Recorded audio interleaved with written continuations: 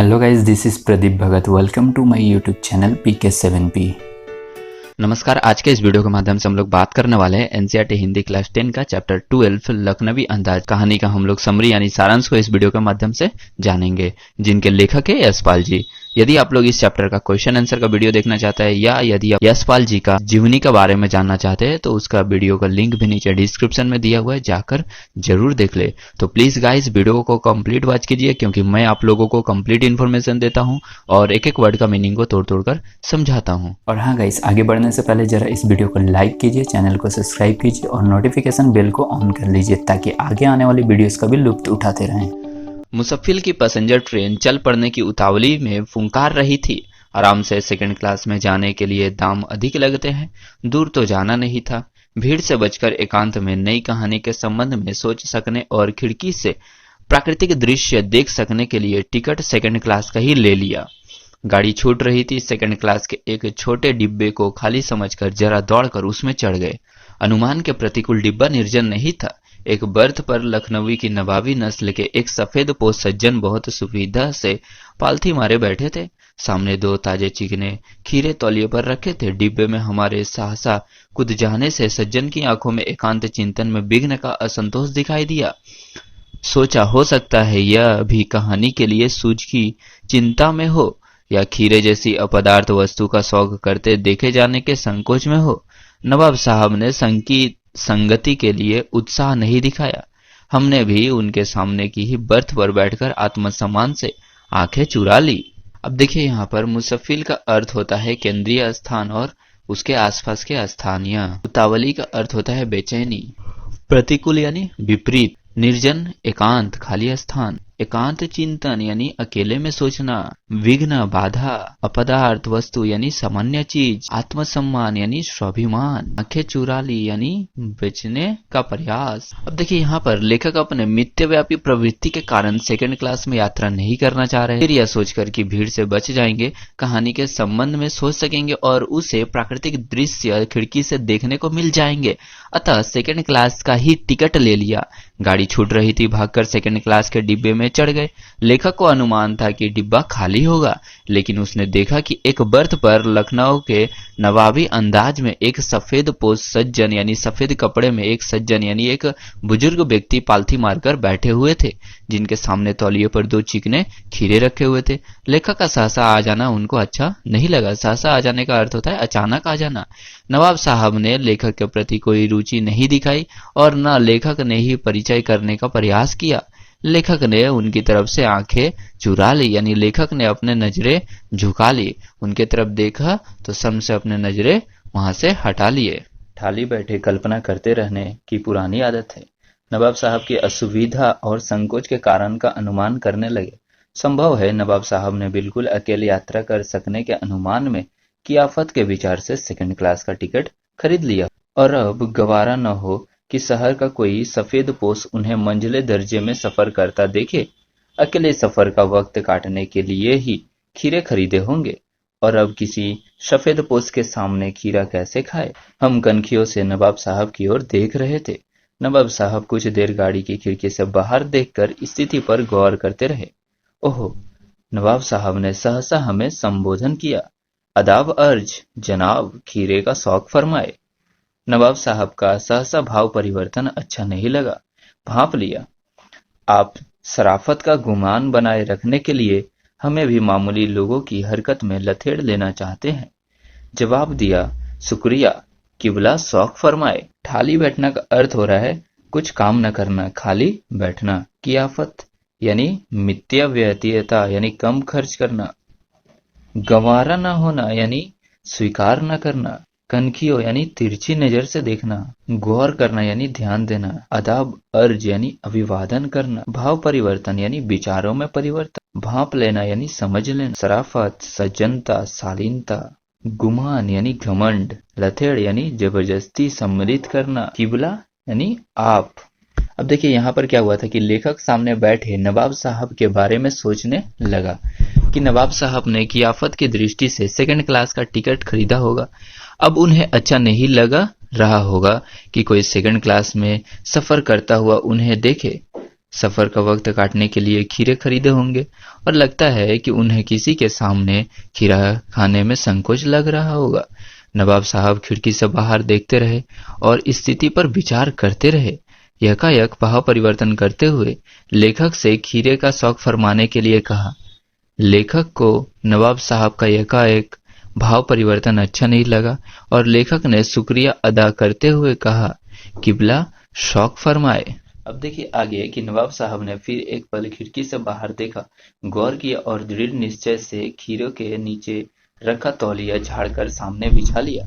Seat के नीचे से लोटा उठाकर दोनों खीरों को खिड़की से बाहर धोया और तौलिए से पोंछ लिया। जेब से चाकू निकाला और दोनों खीरों के सिर काटे और उन्हें गोंद कर झाग निकाला। फिर खीरों को बहुत एहतियात से छिलकर फांकों को करीने से तौलियों पर सजाए गए। लखनऊ स्टेशन पर खीरा बेचने वाले खीरे के इस्तेमाल का तरीका जानते हैं। ग्राहक के लिए जीरा, मीला, नमक और पिसी हुई लाल मिर्च की पुड़िया भी हाजिर कर देते हैं। नवाब साहब ने बहुत करीने से खीरे की फांकों पर जरा जीरा मिला, नमक और लाल मिर्च की सुर्खी बुरक दी। उनकी प्रत्येक भाव भंगिमा और जबड़ों के स्फुरन से स्पष्ट था कि उस प्रक्रिया में उसका मुख खीरे के रसस्वादन की कल्पना से पल्लवित हो रहा था। अब देखिए यहाँ पर दृढ़ निश्चय मतलब मजबूत विचार, एहतियात मतलब सावधानी, करीने मतलब अच्छी तरह से सजाना, बुरकना मतलब छिड़कना, भाव भंगिमा यानी चेहरे के बदलते स्वरूप, स्फुरन यानी फड़कना, हिलना, प्लावित होना मतलब पानी भर जाना। अब देखिए नवाब साहब कुछ और देर तक खिड़की के बाहर देखकर कुछ निश्चय कर नीचे रखे पानी से भरे लोटे से खीरे को धो लिए, तौलियों से पोंछ लिए, जेब से चाकू निकाल लिए, उसके सिर काटे, गोदे, झाग निकाले, छीले और फांके काटकर तौलियों पर करीने से रखे। नवाब साहब ने फांकों के ऊपर जीरा मिला, नमक और काला मिर्च की सुर्खी यानी बुरक दी, यानी जो पाउडर होता है उसे बुरक दी। लेखक उनकी भाव भंगिमा देखे जा रहे थे। उनकी भंगिमा से लेखक को स्पष्ट हो रहा था कि नवाब साहब के मुंह में खीरे के रसस्वादन की कल्पना से पानी आ रहा है। अब आगे देखिए कि हम कनखियों से देखकर सोच रहे थे कि मियाँ रईस बनते हैं, लेकिन लोगों की नजरों से बच सकने के ख्याल में अपनी असलियत पर उतर आए हैं। नवाब साहब ने फिर एक बार हमारी ओर देख लिया। वल्लाह शौक कीजिए, लखनऊ का वालम खीरा है। नमक मिर्च छिड़क दिए जाने से ताजे खीरे की पनियाती फाके देखकर पानी मुंह में जरूर आ रहा था, लेकिन इनकार कर चुके थे। आत्मसम्मान निभाना ही उचित समझा। उत्तर दिया, शुक्रिया। इस वक्त तलब महसूस नहीं हो रही, मैदा भी जरा कमजोर है। किबला शौक फरमाए। अब यहाँ पर देखिए असलियत का अर्थ होता है वास्तविकता यानी सचमुच। वल्लाह का अर्थ हो रहा है कसम से। पनियाती यानी पानी छोड़ती। मुंह में पानी आना का अर्थ होता है जिल ललचाना। तलब महसूस होना का अर्थ हो रहा है इच्छा करना। अब देखिए यहाँ पर एक बार नवाब साहब ने फिर लेखक की ओर देखे और कहा, वल्लाह शौक फरमाए, लखनऊ का वालम खीरा है। नमक मिर्च छिड़क दिए जाने पर ताजे खीरे की पनियारी फांके देखकर लेखक के मुंह में पानी आ रहा था, लेकिन पहले पूछने पर इनकार कर चुके थे। इसलिए कुछ सोचकर आत्मसम्मान रखते हुए शुक्रिया कहकर कहा, मेरा मैदा कमजोर है। नवाब साहब सतृष्ण आंखों से नमक मिर्च के संयोग से चमकती खीरे की फांकों की ओर देखा। खिड़की के बाहर देखकर दीर्घ निश्वास लिया। खीरे की एक फांक उठाकर होठों तक ले गए, फांक को सूंघा, स्वाद के आनंद में पल के बंद कर ली। अब देखिए यहाँ पर सतृष्ण का अर्थ हो रहा है इच्छा सहित। दीर्घ निश्वास यानी लंबी श्वास। पल के मूंदना यानी आंखें बंद कर लेना। अब देखिए नवाब साहब ने नमक मिर्च लगी खीरों की फांक की ओर एक बार फिर देखा, फिर खिड़की के बाहर देखा, दीर्घ श्वास लिया, फिर एक एक फांक उठाई, होठों तक ले गए, सूंघा, स्वाद के आनंद में पलके मूंद गई उनकी। अब देखिए आगे क्या हुआ कि मुंह में आए पानी के घूंट गले से उतर गया। तब नवाब साहब ने फांक को खिड़की से बाहर छोड़ दिया। नवाब साहब खीरे की फांकों को नाक के पास ले जाकर वासना से रसस्वादन कर खिड़की के बाहर फेंकते गए। नवाब साहब ने खीरे की सब फांकों को खिड़की के बाहर फेंककर तौलिए से हाथ और होठ पोंछ लिए और गर्व से गुलाबी आंखों से हमारी ओर देख लिया, मानो कह रहे हो कि यह है खानदानी रईसों का तरीका। अब देखिए उसके बाद क्या हुआ कि जैसे ही मुंह में पानी भराए थे, पानी को गले में उतार लिया और एक एक करके फांके को सूंघकर बाहर फेंकते गए।